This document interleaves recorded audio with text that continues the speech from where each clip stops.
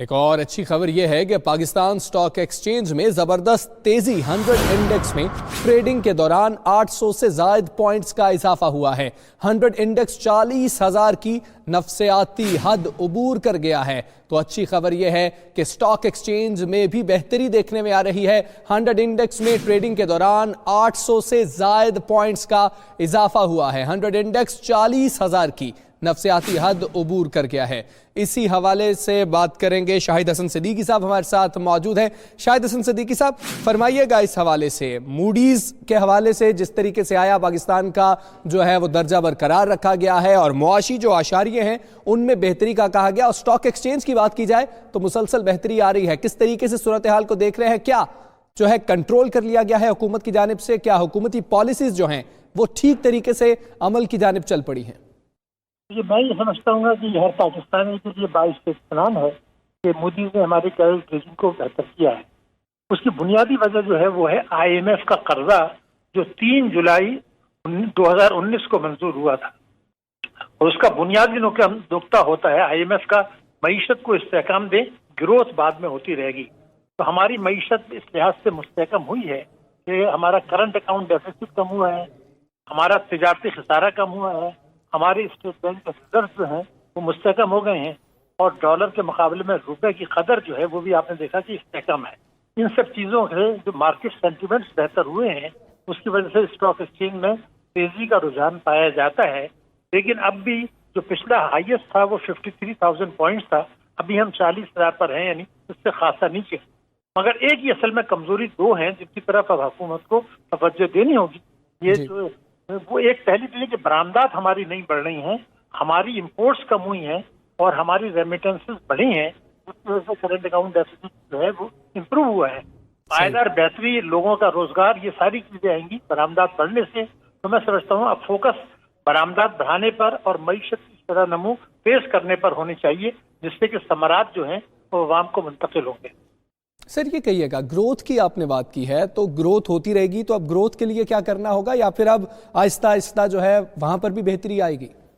نہیں، دیکھیے یہ جو بہتری آئی ہے کرنٹ اکاؤنٹ ڈیفیسٹ میں، یہ بنیادی طور پر گروتھ کو کم کر کے آئی ہے، گروتھ کو سست کر کے آئی ہے۔ جیسے میں نے آپ سے عرض کیا تھا، جو IMF کا پروگرام ہے اس میں یہ ہے کہ معیشت کو استحکام دیں اور معیشت کی شرح نمو کو فی الحال قربان ہونے دیں، اس کو بعد میں دیکھا جائے گا، پہلے معیشت کو اسٹیبلائز کر لیں۔